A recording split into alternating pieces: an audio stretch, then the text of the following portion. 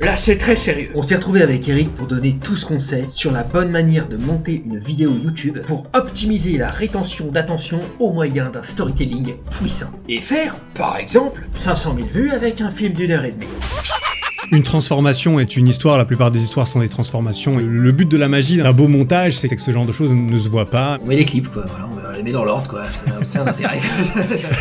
Mais pas seulement. Eric, depuis son point de vue de client, avec plus de 7 ans d'expérience auprès de monteurs vidéo, nous livre le mode d'emploi du monteur qui sera bien payé et qui ne manquera jamais de travail. Un monteur qui fait ça, alors là, il se démarque tout de suite. Vous vous positionnez bien au-delà de tous les monteurs qu'il a probablement eu dans sa vie, le gars. Ouais, c'est clair. Meilleure vidéo, meilleure rétention, plus d'argent, plus de vues, tout ça. C'est dans votre avantage de faire en sorte que les créateurs avec qui vous travaillez gagnent de plus en plus d'argent, mais également les pièges à éviter pour garder ses clients. Pas répéter les mêmes erreurs, moi ça m'agace un peu ça. Mais c'est vrai que si tu te cantonnes du minimum, tu seras probablement pas payé plus. Putain, la V1 elle est éclatée au sol. On livre tous les secrets de cette timeline facturée à plus de 6 000 € pour que tu puisses les appliquer à ton tour, calquer notre workflow en commun avec Eric et reproduire les mêmes résultats en termes de vues et de revenus générés. Ah, il faut réussir à trouver le compromis entre le temps et l'énergie et l'argent. Si tu es un créateur et que tu appliques ce qu'on confie ici, tes vues vont monter. La plupart des vidéos se jouent au montage. Si tu es un monteur, tes clients ne pourront plus se passer de toi, même si tu montes tes prix.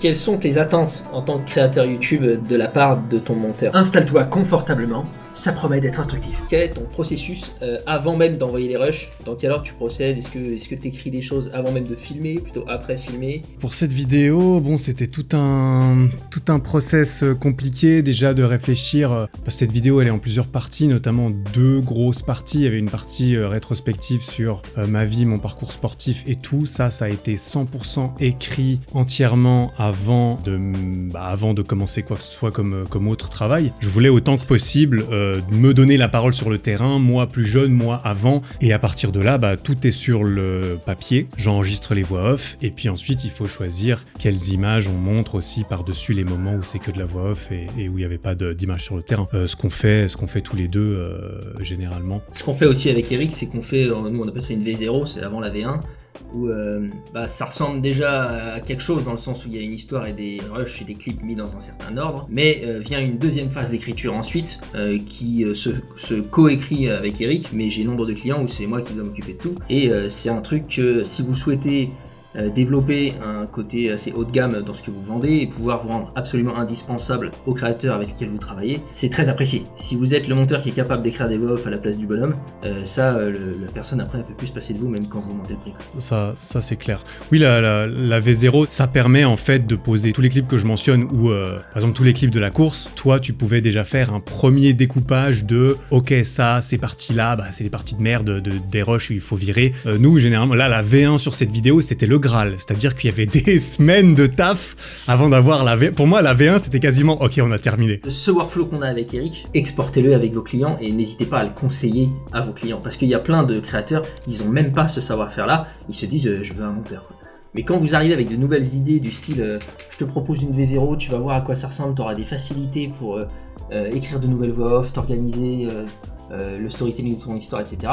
Là encore, le client, il n'en revient pas, c'est hyper pratique pour lui, c'est probablement un workflow qu'on lui a jamais proposé. Ouais, il faut bien cerner le créateur avec lequel, ou le client avec lequel on travaille. Si c'est un créatif passionné, qui a envie d'écrire, d'être très impliqué dans la narration, le storytelling, ce qui est un petit peu plus mon cas quand même, ça sera très différent de si c'est un client, et ça il y en a plein, où c'est vraiment je t'envoie les rushs, tu te démerdes, j'ai envie qu'il y ait une vidéo qui sorte, moi je veux plus en entendre parler. Capter les besoins, très important, mais ouais, tu vois, moi, même pour les personnes que j'ai moi dans ma clientèle qui sont plutôt le profil je t'envoie et débrouille-toi, j'ai vu qu'ils avaient apprécié que je leur dise je sais que tu veux pas t'en occuper, je te propose que je t'écrive une voix off, tu l'enregistres, tu vas voir ta vidéo elle va performer 10 fois mieux.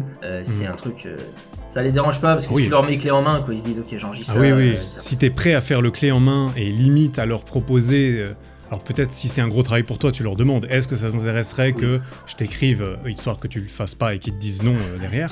Mais c'est clair qu'un monteur qui fait ça, alors là il se démarque tout de suite parce que La plupart des monteurs sont vraiment formés ou conditionnés à être des exécutants. Après, ça dépend comment t'es payé et combien t'es payé, bien sûr. Hein. Mais c'est vrai que si tu te cantonnes du minimum, tu seras probablement pas payé plus. C'est ça. Pour moi, il y a vraiment deux marchés dans le montage. Il y a ce truc d'exécutant où t'es pas forcément bien payé, t'as de la difficulté à te démarquer des autres, etc. Et il y a le truc au-dessus où t'as cette force de proposition supplémentaire, certaines capacités en plus, dans le storytelling notamment. Et là, pour moi, tu manques jamais de clientèle et t'es bien payé, tu peux demander quand même une paye assez conséquente. Après, tu peux t'arranger sur différents moyens. Hein. Il y a plein de monteurs qui prennent une part des publicités AdSense typiquement, donc une part du revenu variable en plus d'un fixe, et ça peut aussi pousser à la motivation de savoir que tu as une part sur le résultat variable qui est lié évidemment au succès de la vidéo. Après, ça dépend. Mais ça, si vous faites ça les gars, pensez vraiment à bien choisir le cheval sur lequel vous misez, parce que vous ne pouvez faire des miracles qu'avec une bonne matière première. Mais si la personne elle s'attend à ce que vous fassiez 1 million de vues parce que vous êtes le meilleur monteur du monde, mais les rushs, voilà, hein, bon, et bah ça marche. Bon, un youtubeur qui fait pas déjà des centaines de milliers de vues, il s'attendra jamais à ça, sauf s'il est complètement en dehors de la réalité. J'en ai vu. Ce qui peut arriver, j'imagine, mais bon. Ça arrive. Partons sur la première frame. Qu'est-ce que tu vois là, Eric, au niveau du format ?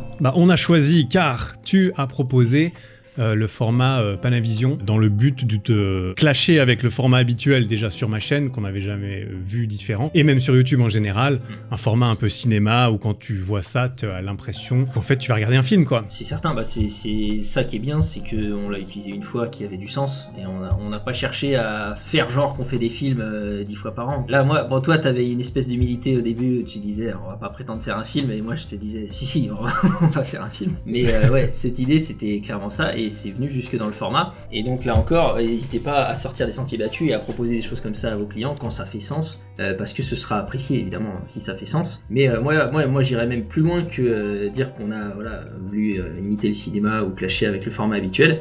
C'est que ce que je me suis dit moi quand j'ai eu cette idée, c'est que on fait du storytelling. En tout cas, c'est ce qu'on prétend faire pour qu'il y ait de la rétention. Les gens, ils vont rester du début à la fin de la vidéo si c'est intéressant, si c'est même pourquoi pas émouvant, si ça peut les inspirer, leur apporter quelque chose, leur faire vivre un truc. Et c'est ce que vous devez chercher à faire lorsque vous faites un bon montage. Et moi je me suis dit, le storytelling il commence au moment de la miniature et du titre.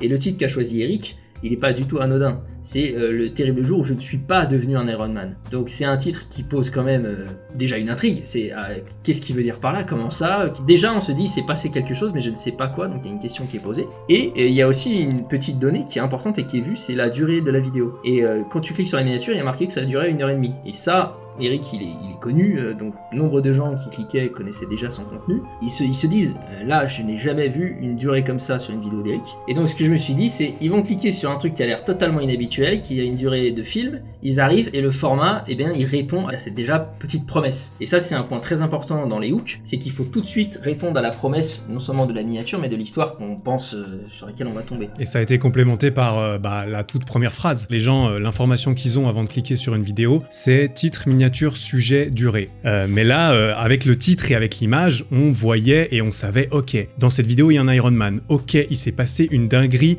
apparemment où il y a eu un problème, et quand tu cliques, eh bien tu as directement au début, je vais me lancer dans mon Iron Man, et quelques secondes après, mais il y a eu un problème. Donc tu sais que tu vas être récompensé pourquoi tu as cliqué, et je pense une bonne intro. Alors l'intro c'est encore tout un sujet, mais effectivement... Allons-y, écoute. Dans 5 minutes, je me lance dans le défi le plus fou de toute ma vie. 3,8 km de nage, 180 km de vélo suivi par un marathon. Aujourd'hui, la journée la plus intense de ma vie, mon Ironman.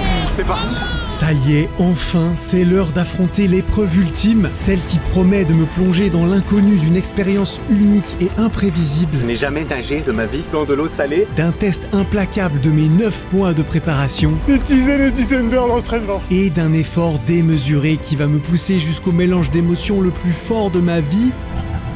Mais malheureusement, un drame inattendu a tout remis en question. Il y a eu un problème. T'auras rien. J'aurais aimé qu'elle se termine autrement. Allez mec, on est avec toi, vraiment. Voici l'histoire complète de mon Iron Man, et même plus que ça, j'ai tout perdu. Mais pour bien la comprendre, il faut remonter un peu plus loin. Quel banger. Pourquoi on fait ça? Pourquoi on part pas directement au début de la vidéo et qu'on rajoute une intro qu'on fait après généralement? Bah parce que le début de la vidéo, c'est pas que c'est chiant, mais quand tu racontes une longue histoire, en fait c'est quand même une méta qui est assez nouvelle sur YouTube, je trouve, parce que ça se faisait beaucoup moins quand j'ai commencé il y a 7 ans.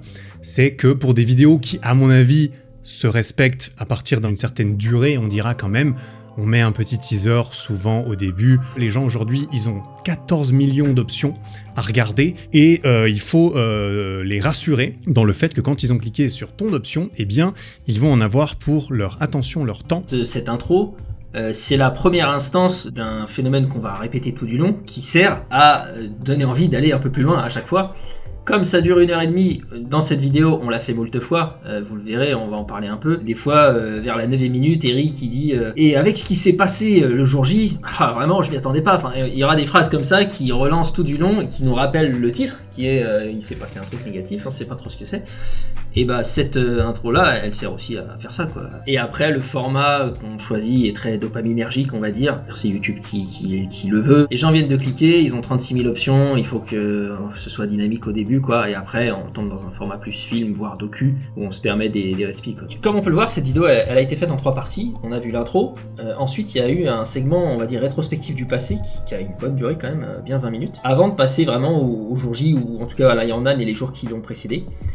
Qu'est-ce qui a motivé ce choix de rajouter ce segment qui, en fait, on aurait pu presque s'en passer. On aurait pu faire une histoire avec tout ce que tu avais filmé, mais on a opté pour ça, quoi. Dans cette rétrospective, il y a 10 minutes, mon passé sportif, comment j'ai commencé le cardio, j'ai fait mon premier marathon, etc.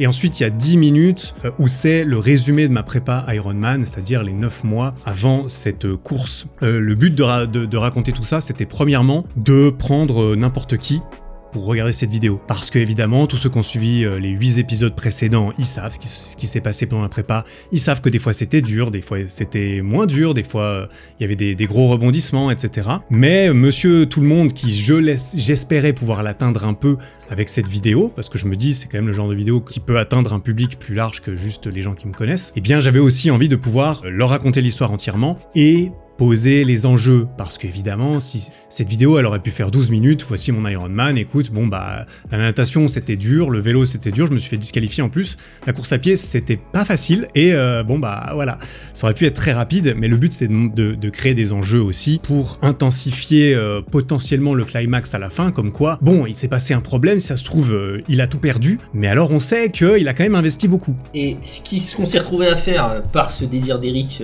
de replonger dans le passé, même jusqu'au tout début de la carrière YouTube, c'est pouvoir créer même une boucle par-dessus cette histoire d'Ironman qui a été très puissante. Moi personnellement, c'est là que j'ai été ému quand j'ai fait le montage. C'est vraiment cet Eric jeune qui nous parle de son rêve de réaliser des vidéos, et en fait on est 7-8 ans après, et là il le prouve par la qualité de la vidéo dans laquelle on est. Et ce qu'on a fait, c'est que lors de ce passage là au début, où il exprime son désir de faire des vidéos, il le dit comme ça avec ce ton là, et il va réutiliser cette phrase. Plutôt que d'aller travailler dans une banque. C'est ça, esquiver la route du banquier pour faire youtubeur. Il a bien fait aujourd'hui, mais c'est vrai que c'était un pari à l'époque. Et bien, ce qu'on a fait, c'est que, notamment cette phrase, Eric l'a réutilisée dans sa voix off plus tard à la fin. Et c'est ça, c'est de te parler, c'est d'apprendre au fil des jours et des années, c'est de créer et partager des belles vidéos. Mais aussi, on s'est permis de réutiliser la même musique, le même thème musical. Je crois qu'au début ici, on a mis le début de la musique où il n'y a pas nécessairement encore de paroles. Et à la toute fin, on a fait péter le gros drop où c'est l'émotion totale. Et c'est des choses que, ça pour le coup, c'était une idée d'Eric qui est vraiment très bonne. Parce que c'est des choses on le capte même pas consciemment, mais inconsciemment, j'en suis persuadé, ça fait vraiment la boucle est bouclée dans ce qui est dit, mais aussi dans la forme, donc ici dans l'auditif. C'était d'ailleurs à la toute fin, c'était vraiment à la V3 je crois ou quoi, que je t'ai dit ah ouais, on pourrait remettre la même musique au début qu'on a mis à la fin, parce qu'évidemment au tout début on a monté les parties séparément, on n'y a pas pensé, parce qu'au début on les regardait pas à la suite ces deux parties. Mais moi mon goal justement en partageant ces retours d'expérience de la part d'Eric, c'est que vous qui regardez, vous puissiez mettre en place ce genre de choses dans les histoires que vous montez et les proposer à des clients qui n'ont pas nécessairement ce savoir-faire en storytelling, quoi. Moi j'ai appris ça tout seul et surtout en faisant des vidéos depuis 7 ans concrètement, avec différents monteurs bien sûr et différentes personnes. C'est surtout les monteurs, j'ai jamais vraiment travaillé sur les vidéos avec personne d'autre que des monteurs vidéo qui évidemment, notamment Jack, parce que c'est vraiment avec toi que j'ai eu le plus de retours concrets et intéressants. Est-ce que apprendre tout cela, le storytelling, l'editing, l'appliquer et gagner un revenu foutrement convenable depuis où tu veux, par exemple Dunkerque, la Dordogne, l'Islande, t'intéresserait? Si c'est le cas, j'enseigne d'ores et déjà à 14 élèves dans mon accompagnement Monteur Libre, qui était jusqu'à présent en version alpha, c'est-à-dire en construction et à prix divisé par plus que 2. Ce prix va augmenter, parce que c'est bon, il y a tous les modules nécessaires pour apprendre efficacement l'editing. Il y a la communauté privée dans laquelle les membres sont actifs, et dans laquelle je corrige spécifiquement avec des vidéos personnalisées chacun de vos travaux. Il y a des lives hebdomadaires avec la rediffusion, dans lesquels on passe en revue et on corrige les missions de la semaine. Il y a une mission de la semaine. Oui, il y a une mission de la semaine. Oui. C'est stimulant, c'est créatif, voilà, ça plaît à tout le monde. Dans ces lives, on est en petit comité, on passe un bon moment, je suis réellement présent et au cœur du truc. C'est pas une formation où je t'envoie des vidéos et je me barre. Ma pédagogie est telle que tu l'imagines, efficace, avec une pointe d'humour légère. C'est une véritable conduite accompagnée que je propose. Mes élèves pouvant m'envoyer la V1 de leurs premiers travaux rémunérés pour de vrais clients, humain, avant de l'envoyer au client pour que je la corrige et que vous vous lanciez dans le métier avec un filet de sécurité. Déjà, plusieurs de mes élèves ont décroché leur première mission payée, et ce notamment parce que je leur fais bénéficier de mon réseau de clientèle et que je redirige toutes les demandes que je reçois chaque semaine vers les élèves qui sont prêts. Tout comme j'ai trouvé de la passion dans le storytelling particulièrement, j'en ai trouvé aussi dans l'accompagnement et la pédagogie. Donc je ne compte pas mes heures, je suis réellement présent avec mes élèves parce que je kiffe faire ça. J'ouvre donc les 5 dernières places au prix alpha. Clique sur le lien en description et à tout de suite dans Monteur Libre. Ouais, bah moi c'est clairement avec toi aussi que j'ai appris tout ça, notamment que je l'ai appris mais que j'ai eu aussi l'opportunité de prendre le temps de l'apprendre. C'est que bah c'est un client qui est ok, qu'on se perfectionne et qu'on avance, et même si ça a un budget, parce que bah ça prend de plus en plus d'heures évidemment. Ouais, c'est même pas tant que je suis ok, c'est que je l'exige pas mal aussi, je crois. Oui, mais du coup t'es ok, entre guillemets, t'es ok de lâcher des milliers d'euros, qu'il y en a ici qui peuvent pas ou ils veulent pas, et donc bah j'ai plein de clients où ils me disent là c'est 600, et du coup bah je me restreins plutôt, ce qui est un autre exercice intéressant notamment, de faire le mieux qu'on peut dans 600 euros, mais bah ça permet pas forcément de progresser dans des axes comme ça là, le truc de penser à faire la musique 1 heure avant dans le début de la vidéo et faire un rappel à la fin, c'est un truc que ça j'oublierai jamais maintenant et que tu vois j'ai appris sur cette vidéo, tu vois. Je pense que c'est un point de vue que peut-être il y a pas mal de monteurs qui tu sais, quand tu débutes, tu n'as pas, c'est de te mettre à la place du viewer, penser à l'expérience viewer. Et on a pensé à l'expérience des 2 viewers, ceux qui te découvrent avec ça, ceux qui ont déjà vu tous les épisodes d'avant, mais qu'il faut pas qu'on les ennuie quand même, on les veut aussi, ces viewers-là. Ouais. Et je reviens sur un point que tu as dit au tout début, c'est ces va-et-vient que tu as fait entre narration et voix du terrain, c'est quelque chose que là Eric a fait, mais que je vous invite vous à faire et à proposer à vos clients, c'est d'aller, voilà, quand vous faites votre dérush, vous identifiez certains petits bouts de phrases qui vous sentez que ça peut servir, notamment dans cette vidéo par exemple, il y a des endroits où Eric il toussait, enfin c'est plus dans des vidéos d'avant, il toussait par centaines parce qu'il a été malade dans sa prépa. Et on les a gardés d'un petit côté sur une timeline pour imager entre 2 voix off à un moment où il reparlait de sa maladie. Un exemple où voilà, ce n'est que des tout. Donc c'est le truc qu'on enlèverait dans n'importe quelle vidéo, mais ici ça a un sens précis et c'est très important de le garder, quoi. Oui, puis il fallait y penser, puis ensuite il a fallu aller les chercher, et évidemment c'est un peu chiant, parce que moi à partir du moment où j'ai une idée comme ça, je suis obligé qu'on la réalise, tu vois, j'ai vraiment envie de voir ce que ça donne, et souvent on la garde. Donc oui, c'est chiant, il faut aller chercher les clips, il faut aller chercher les moments où ça tousse, il faut les rassembler, tout ça pour littéralement, ça dure même pas une seconde, non, une seconde écart, ça dure. Après, il faut voir où est-ce qu'on veut mettre le degré de peaufinage et de souci du détail. Parfois, ça tient à rien, hein. Si le viewer, il a soufflé du nez 2 fois dans la vidéo, il va quitter la vidéo en se disant « Putain, elle était drôle cette vidéo ». Alors que si tu n'as pas fait le travail pour qu'il y ait ces 2 secondes où il souffle du nez, bah il s'est fait chier et il se souviendra de rien en fait. Ah, il faut réussir à trouver le compromis entre le temps et l'énergie et l'argent, typiquement, que tu peux mettre pour ces petites améliorations, versus, eh bien, en fait, à quel point ça va changer le résultat, quoi. Peut-être un jour. Eh ben, mon gars, crois-moi que t'étais pas prêt pour ce qui va se passer ce jour-là. Mais je m'avance, bien sûr. Voilà, bon bah là, typiquement, hein, on est sur un renouvellement de l'attention. Je te rappelle qu'il va se passer un truc dingue, mais qu'on sait pas trop ce que c'est. Mais il se précise un peu. Je crois qu'on montre voilà, que tu pleures, etc. Une note sur les overlays. Comme on voit, là, il y a un aspect, on va dire, dreamy un peu. Il y a du glow, il y a un peu de flou. C'est un overlay pour montrer un flash forward. Les overlays, ça a été un sacré sujet dans cette vidéo parce qu'il y a plusieurs niveaux de passé. Il y a Eric enfant carrément à un certain moment, donc on a dû mettre au point différents types d'overlays. C'est juste un peu de forme, un peu de technique, mais voilà, on a dû choisir que ce soit aberration chromatique pour les photos d'archives et des fois des petits aspects déchiquetés sur certaines photos vraiment très vieilles. Puis overlay type film vieillot quand il s'agissait plutôt d'archives lointaines. Puis overlay plutôt façon écran LCD avec des petites barres sur l'écran pour montrer plutôt des archives qui datent simplement récemment de sa chaîne YouTube. Donc en gros toutes les 10 minutes on a renouvelé l'attention vis-à-vis de cette histoire de qu'est-ce qui va se passer. Là à 20 minutes on nous rappelle que s'il se passait un truc terrible qui faisait que je pouvais pas franchir la ligne d'arrivée, je serais obligé de remettre ça. Voilà. Avec un enjeu, notamment s'il se passait un truc terrible, Eric va devoir en refaire un. Ça c'était un long call d'1h30 que j'ai eu avec mon coach et moi j'ai été tout réécouté pour savoir est-ce que je dis un truc qui va être utile que je ne savais pas qui serait utile. En l'occurrence c'était le cas avec cette phrase qui tombait parfaitement bien pour faire la transition ensuite avec la deuxième grosse partie de la vidéo. Alors ça c'est un point très intéressant. Ouais. C'est là toute l'intrigue, c'est que je me suis pris un carton rouge qui m'a disqualifié. Et ce qui est marrant, je trouvais justement, c'est que il s'avère qu'on a filmé le brief des athlètes, qui est quelque chose qui se passe 2 jours avant la course, où ils nous expliquent les règles. Et on a filmé le moment où ils disent que si tu prends un carton rouge, t'es disqualifié. En réalité, alors on n'en est pas là, mais si tu regardes la vidéo une deuxième fois, il y a certaines choses que tu comprends un peu en mode ah putain, c'est vrai qu'à ce moment-là, mais en fait c'est ça qui se passait, c'est ça qu'ils pensaient, c'est ça que la dynamique qu'il y avait, parce qu'il y avait une dynamique avec mon équipe aussi. Et c'est pour ça qu'on a gardé évidemment certains de ces moments où on savait qu'on en aurait besoin plus tard au moment où on dévoile l'intrigue. Je trouve ça très vicieux ce procédé narratif là, c'est comme si c'était caché en plein jour. On révèle littéralement toute l'intrigue là, tout le château de cartes pourrait s'effondrer, mais en fait ça passe totalement inaperçu. Je sais pas si t'as cette ref, Eric, t'as vu la série Bref de Ken Kodandi? Oui. Moi ça m'avait fait cet effet là aussi dans l'épisode sur Chiron où on découvre que Chiron n'est qu'un mec dans sa tête. Ah oui, au bout d'un moment. Si tu regardes comment il en parlait avant, il y a des moments où tu sais qu'en fait, c'était en plein jour qu'il était dans sa tête. C'est très connu dans le film Fight Club par exemple, c'est exactement ça. C'est le mec n'existe pas et quand tu regardes Fight Club une deuxième fois, tu comprends qu'en fait il a jamais interagi avec personne d'autre parce qu'en fait il était dans sa tête, etc.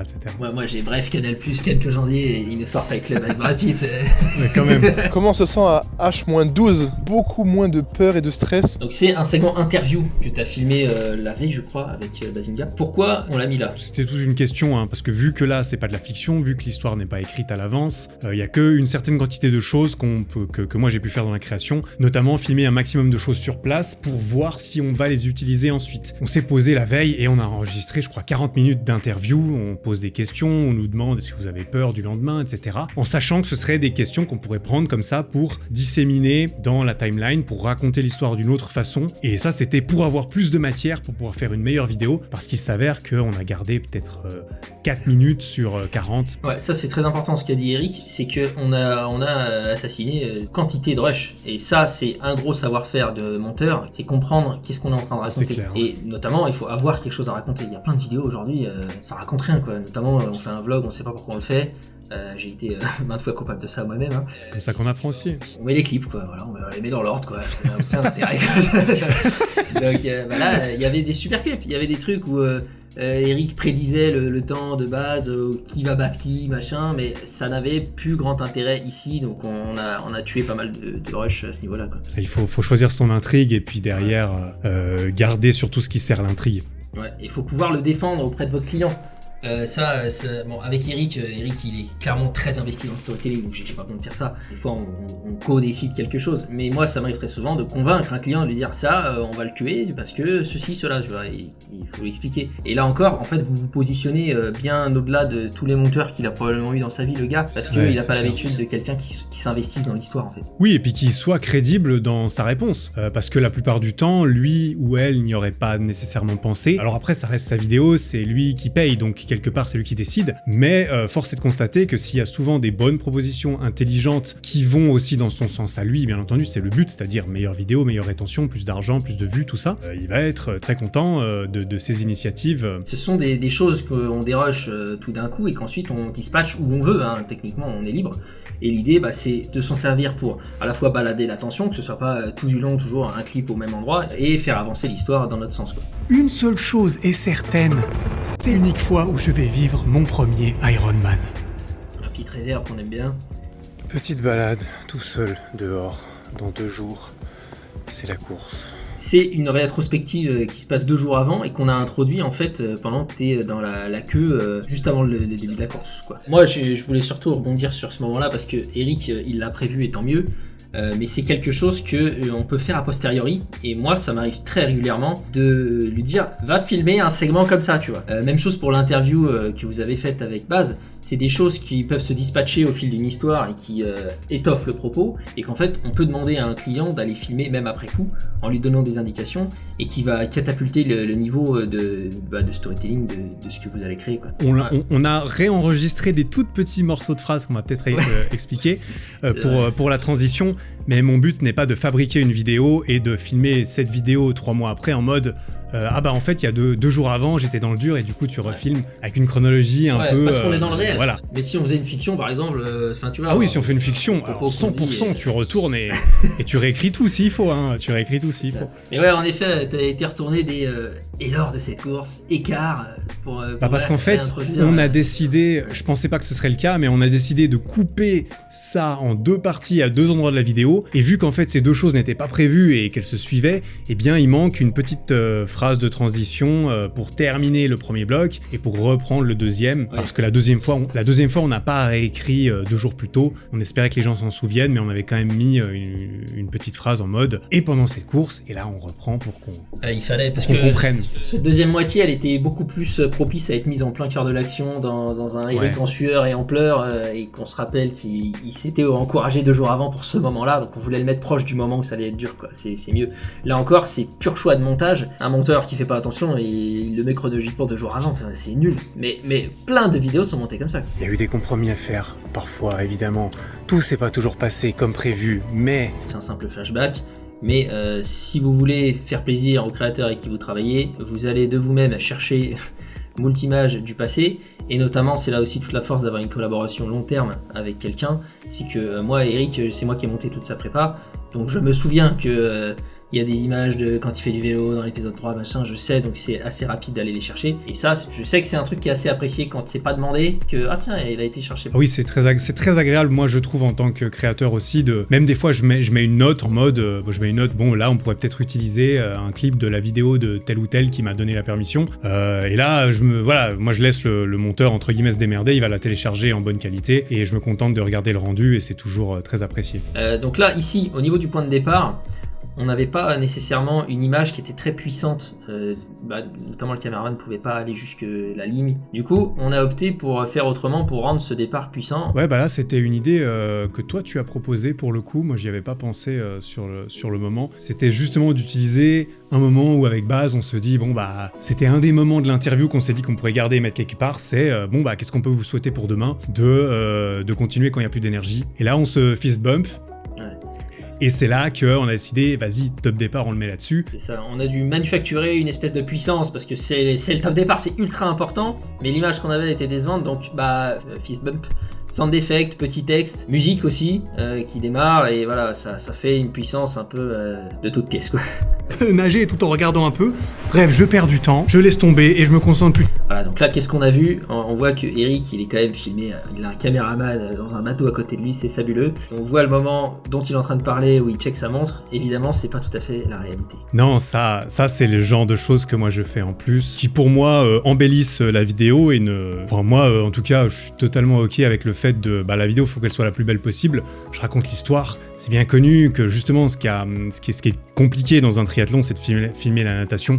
On est tous pareils, on a tous la même tête, le même bonnet, c'est impossible d'avoir des images perso. Et donc ce que j'ai fait pour ces vidéos-là, c'est que tout simplement, pour avoir quelques images d'illustration de la nage à mettre en plus, je suis simplement retourné nager un autre jour avec mon caméraman dans le lac, pas loin de chez moi, avec le même bonnet, le même équipement. Il y a la même chose pour le vélo, où j'avais filmé 2 jours avant, sur le même parcours de course, des images que je savais qu'on utiliserait lors de la course, parce que pendant la course, je savais qu'il n'y aurait pas une voiture pour me filmer de près. Et ce sont des choses, lorsque vous les dérushez, faites-le en pancake, vous mettez une séquence en haut, une séquence en bas, parce que tous ces trucs-là, ils ont été filmés un total autre jour. C'est des trucs que je dérush d'un coup sur une autre séquence, et qu'après je viens dispatcher en pancake aux endroits qui sont adéquats. Et moi j'ai des clients, ils me disent... comment Eric il fait pour... tiens, il me demande, parce que le savoir-faire qu'on a avec Eric, il est assez haut de gamme, et ils vont me demander des conseils, et je leur dis, Eric, il retourne filmer des trucs, tu vois, il y a de l'investissement, quoi. Donc des fois, faut pas hésiter à briefer un client aussi, parce que les clients, ils veulent tous réussir, hein, ils veulent 100 000 vues, 200 000 vues et tout, et c'est le mode d'emploi, et il est là. Faut pas hésiter à lui dire ce que vous pensez, qui pourrait améliorer la vidéo, qui lui demande à lui de faire plus d'efforts. Et après, c'est à lui de décider, est-ce qu'il a l'impression que ça en vaut la peine? Après, c'est à vous de montrer que vous valorisez les efforts qu'il fera en plus, bien sûr, c'est un travail d'équipe, mais la force de proposition est très intéressante pour ce genre de choses parmi d'autres. Ouais, et moi, c'est quelque chose que je fais tout le temps, et ça a jamais été mal vécu pour l'instant, même si ça m'est arrivé. Moi, j'ai eu des clients qui... font pas d'efforts, tu vois, pour dire les termes, et des fois je suis assez cash, mais en fait ça s'est retrouvé à être apprécié par la personne que tu dises les termes. Tu dis mais là la vidéo elle a ça qui ne va pas du tout, ça ne fera pas de vues, voici pourquoi. Limite ils préféreront ça, à moins qu'il y ait vraiment un souci d'ego, mais parce que par rapport à un monteur qui va exécuter et qui vont tourner en rond à faire 400 vues éternellement, il va pas être engagé très longtemps, quoi. Oui, notamment, c'est ça. C'est dans votre avantage de faire en sorte que les créateurs avec qui vous travaillez gagnent de plus en plus d'argent. Et c'est dans cette démarche même que nombre de mes premiers calls avec des clients qui ne sont pas encore des clients, je me retrouve à faire du conseil business ou pourquoi t'as pas de lien dans ta description, ou tu vois, je montre comment on fait pour gagner plus, parce qu'en fait, s'il me prend moi et qu'il voit qu'il y a ce savoir-faire chez moi, ça va être un aide positif de m'avoir moi, quitte à même me donner de l'argent, mais ils vont gagner plus d'argent au final, quoi. C'est le but. Il y a beaucoup de monteurs qui se placent dans une démarche de demande uniquement, dans une posture en dessous, les bras en prière, et je veux le job, je veux le contrat. Maintenant, dis-toi, qu'est-ce que tu peux apporter? Donc 937, c'est une petite intrigue supplémentaire qui est amusante, que tu as ajoutée, qui est qu'en fait il y a une course-poursuite qui s'est instaurée avec le dossard numéro 937, et qu'on a réemployé quelques fois. Et j'ai une anecdote assez amusante sur cette histoire de 937, c'est que on n'avait pas la vraie fin de 937, si je ne m'abuse. Ce n'était pas vraiment 937 qu'on a filmé au moment où il t'a dépassé, et il avait des chaussettes rouges lui, donc j'ai désaturé les chaussettes rouges pour faire genre que ce cycliste ressemble au 937 qu'on a vu un peu avant dans la vidéo. T'as eu la bonne idée de désaturer ces putains de collants de storyteller / menteur, quoi, mais bon, ça... Oui, parce que là, à la GoPro de loin, c'est clair que même en zoomant, on n'arrivait pas à lire son dossard, donc le but de la magie d'un beau montage, c'est que ce genre de choses ne se voit pas, mais que ça contribue à immerger la personne dans l'histoire. Hein. C'est précieux à la fois, moi ça me fait vraiment kiffer, j'ai une espèce de petite jubilation, je trempe sur mon siège quand on fait ce genre de truc, tu vois. Ouais, moi j'adore aussi. Là on arrive au pinacle de cette vidéo. Donc en gros, pour récapituler, Eric s'est fait disqualifier, mais ça s'est produit pendant le vélo. Ça s'est produit 3 heures après le début de la course, ouais. On aurait pu, c'était une option, le révéler au moment où ça s'est produit. Sauf que, comme on a dit au début, on pense à l'expérience viewer, on pense aussi au watch time, Eric il veut aussi que ça fasse du chiffre, évidemment. Quel est le meilleur moyen pour qu'on retienne l'attention des gens jusqu'à la fin? Dans la mesure où on a imaginé cet arc narratif absolument capital et principal qui a un mystère, qui s'est passé quelque chose mais qu'on ne sait pas c'est quoi, le révéler le plus tard possible, ça semble assez intelligent partant de là. Comme ça qu'on fait normalement, ouais. Mais pas n'importe où, évidemment. Donc on l'a pas révélé quand ça s'est produit, on l'a révélé bien plus tard, mais pas non plus au plus tard possible, parce qu'il arrive un point de non-retour où Eric se mettait à avoir une émotion très marquée sur son visage, à être presque énervé par certains moments, qui ne faisait plus sens si on n'avait pas cette information que en fait il a vécu un truc très dur, il s'est fait disqualifier, et donc son lot de doutes qui va avec, qui a bousculé tout dans sa tête, que va devenir sa vidéo, que va devenir sa course, etc. Où est-ce qu'on révèle donc que tu as été disqualifié? Où est-ce qu'on révèle que toi tu l'as compris? Où est-ce qu'on révèle que ton équipe l'a compris? Où est-ce qu'on révèle que toi tu ne sais pas que ton équipe l'a compris, mais eux savent pensent que toi tu ne sais pas non plus? Il y a énormément d'étapes qui ont été extrêmement pénibles à choisir. Ouais, il y a eu beaucoup de niveaux en fait qui étaient inattendus là-dedans. Le fait que avec mon équipe on s'est caché des choses sans que les autres sachent, parce qu'on n'était pas sûr, parce qu'on voulait se protéger. Je me suis fait disqualifier sur mon vélo, ça faisait 3 heures que la course a commencé, il me restait 4 heures de vélo ensuite. Dans la vidéo ça passe vite, les 5h30 de vidéo elles passent vite, mais les 5h30 je les ai vraiment fait. Et mine de rien j'ai eu du temps pour me demander que va devenir la vidéo, comment va-t-on utiliser cette narration, etc. Et c'est là que j'ai réalisé que de toute façon si je décide de quand même finir ma course, ce que j'ai décidé très vite, eh bien je ne vais pas montrer ça tout de suite, ce serait décevant. Et donc il faut le montrer plus tard. Et donc, en attendant, je vais filmer comme s'il ne s'était rien passé. C'est pour ça que tout le long, il y a quand même des images de Eric très content, qui est chaud devant son équipe, alors qu'en fait, il sait qu'il est disqualifié, mais je fais ça pour la narration. Mais après, c'était évident qu'il fallait trouver où est-ce qu'on révèle ça, tout en gardant le temps de raconter tous les autres petits twists que tu as mentionnés avant par-dessus. Moi, j'avais pensé à peut-être 2 fins alternatives de montage, de storytelling et tout, sur est-ce que certaines informations, on les révèle avant, par exemple, le fait que mon équipe savait et que je savais pas qui savait, on pouvait très bien le révéler à la toute fin, parce qu'à la toute fin, on se filme au récap et ils me disent qu'ils savaient. Et ça, c'était plus quelque chose que toi, tu as pensé en fait, on peut le révéler aussi après la révélation en fait, je suis disqualifié. Et c'est quelque chose que j'avais pas pensé tout de suite. On peut emporter plus rapidement le viewer comme ça, dans le fait ils savent tous, mais ils se disent rien, et moi, le viewer privilégié, je sais qu'ils ne savent pas, et donc je peux quand même observer les interactions en sachant que les uns les autres ne savent pas que l'autre ça teinte tous les échanges. Quand je parle de teinter, vous voyez, c'est cette phrase, elle est drôle sur le terrain, mais je l'avais mise là parce que je trouvais que ça la teintait justement, genre ça semblait être une bonne idée il y a 6 mois de faire un Ironman, et là Eric à ce moment-là il se dit putain de merde quoi. J'ai fait 8 mois de prépa. Dans quelle merde suis-je? Pour ça quoi, à ce moment-là il se dit que potentiellement il aura rien, peut-être même qu'il va effacer sa vidéo, enfin il y a des doutes terribles dans sa tête. Le moment où du coup on révèle la disqualification, je trouve qu'on l'a choisi à peu près au pivot, au moment où tu commençais à avoir l'air trop triste, trop pas bien, ton cameraman te disait il y a un message de ton coach, il t'encourage et t'as pas l'air content, donc là ça aurait été un problème qu'on ne le mette pas, parce que là ça faisait plus sens quoi. Très important, c'est que là Eric il a enregistré une voix off dans laquelle en fait il relance une intrigue, et ça c'est très important, c'est que là on vient de révéler le poteau rose, techniquement il pourrait y avoir une perte d'intérêt terrible. C'est vrai. Et là Eric ici il redit par contre, est-ce que je vais être un Ironman, est-ce que ça va être validé, qu'est-ce qui va advenir de ma vidéo, qu'est-ce qui va advenir de ma course, et là il y a une relance d'intrigue qui est capitale. Et là ici il y a un petit endroit que j'ai trouvé cocasse, tu vois, c'est qui était pas là, donc mon coach, mon monteur, mes potes, ma mère. Ma mère m'a appelé, tout le monde m'a appelé. Là encore, c'est des petits détails, hein, mais cette vidéo en est truffée. Au début de la vidéo, Eric, il dit si jamais j'ai mis le nom de ma mère sur la liste d'urgence, elle pourra m'appeler s'il y a un problème. Et ça, c'est des procédés narratifs tout simples, ça, c'en est un tout petit. Mais la vidéo, c'est rien de plus qu'un truc comme ça aussi, hein, un début, une fin, avec un rappel, une boucle, un truc qui se conclut à la fin, quoi. Et ce n'est que ça, le storytelling. On fait naître des trucs au début, il y a des obstacles entre-temps, et ça se résout à la fin, quoi. Une transformation est une histoire, la plupart des histoires sont des transformations, et comment est-ce qu'on les raconte. Et le but, c'est que le viewer soit transformé entre avant et après avoir vu la vidéo, c'est ça le but. Je trouve que dans un bon storytelling, en effet, il y a situation initiale, perturbation, obstacle, etc., puis résolution, mais la résolution, souvent, elle apporte un twist. C'est pas juste, il a réussi comme on pensait au début qu'il allait réussir, tu vois. Souvent, par exemple, le héros ne gagne pas la course, mais il a gagné quelque chose de plus grand en lui, c'est souvent ça à la fin. Il a gagné autre chose. Ou alors il a gagné, mais il a dû sacrifier quelque chose qu'il n'aurait pas pensé avoir à sacrifier, etc. La finish line, on a un cas de figure très particulier qui est, je trouve, criant de sens, qu'on n'a vraiment pas fait au hasard, qui est qu'il n'y a aucun drop particulièrement puissant de musique au moment de la finish line. La finish line se produit, et la musique, elle est plutôt, on est au milieu de la musique, et elle est en plein crescendo.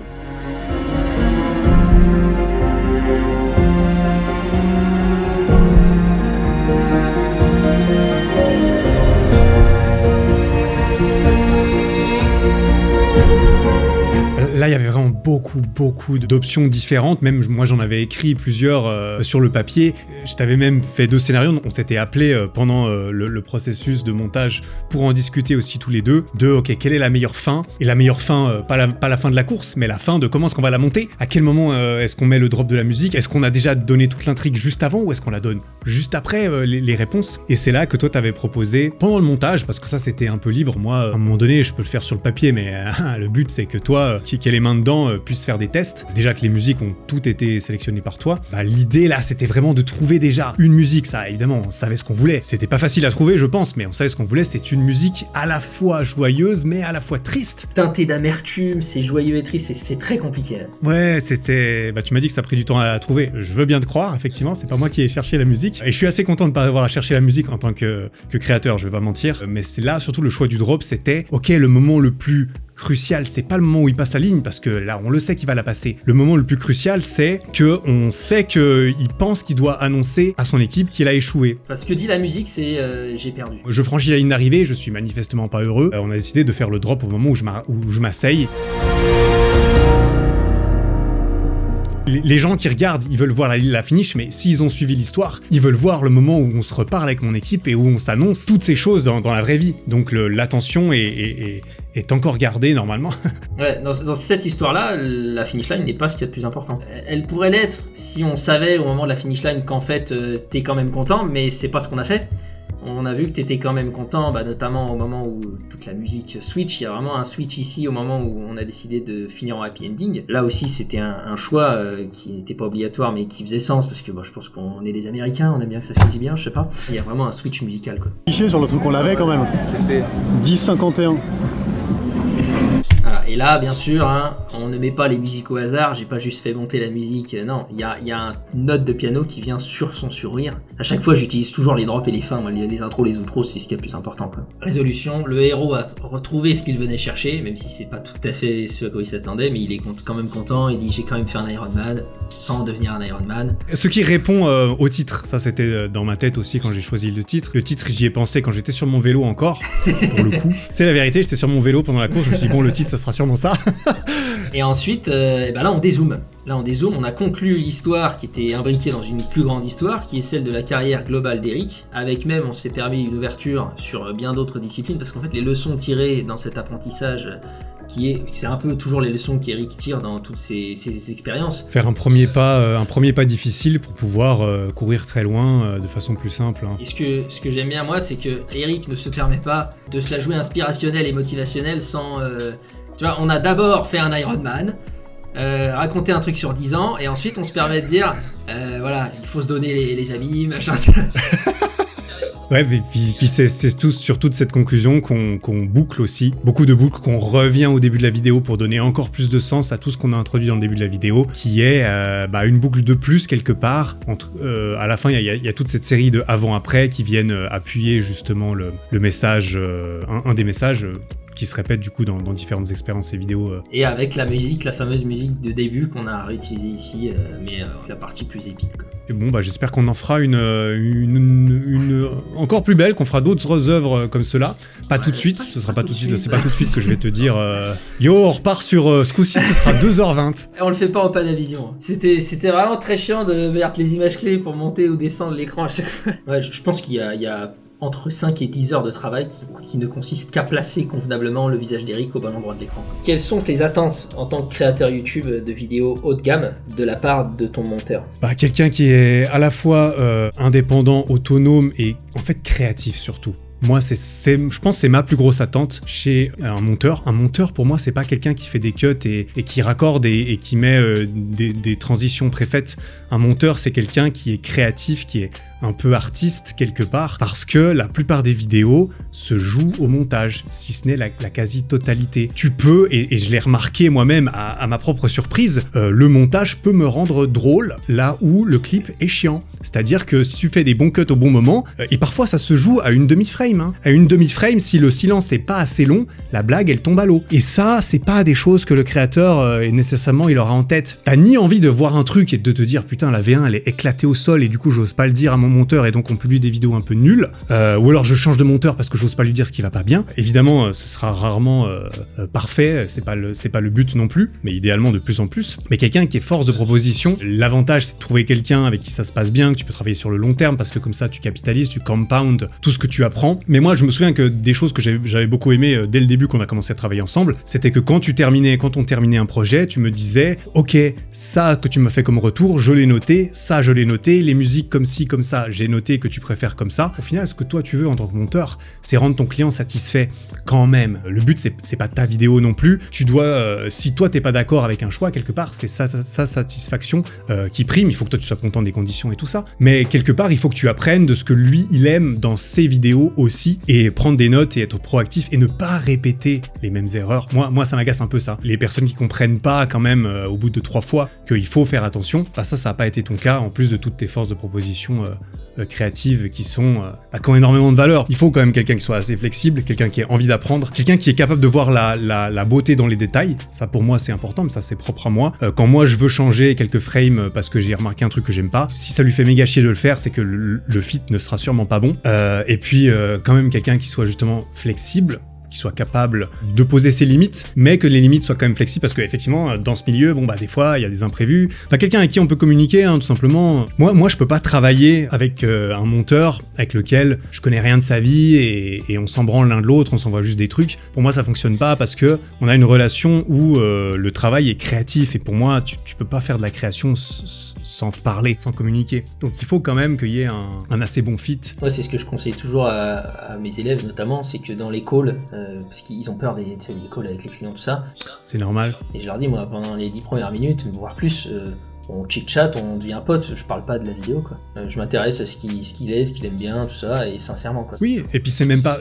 le but, c'est surtout pas d'être fake et de faire ça juste pour te faire bien voir. C'est aussi toi, en tant que prestataire, de savoir est-ce que j'ai envie de travailler avec cette personne. C'est toujours la même chose, hein. Quand tu poses ton CV dans une grosse boîte pour être salarié, quelque part, eux, ils doivent te mériter aussi. Ça va dans les deux sens. Et pour le côté perfectionniste d'Eric, moi, c'est quelque chose que j'ai appris à aimer. Ça m'a surpris au début de voir qu'en effet, des fois, on faisait une V4 pour une frame, mais c'est quelque chose dont j'ai pu bénéficier énormément. En fait, je me suis dit, au début, je me disais, waouh, c'est chiant, c'est dur de faire ce qu'il faut, mais après, il alignait la paye, il était ok que je prenne plus d'heures que je facturais, et après, en fait, moi, aujourd'hui, c'est vraiment grâce à ça, pour moi, j'invite n'importe quel monteur à avoir un client comme Eric, qui va être perfectionniste et qui va leur demander justement, qui va augmenter les standards, parce que ça va changer tout leur destin de monteur, en fait. Ça va dépendre aussi de tes aspirations.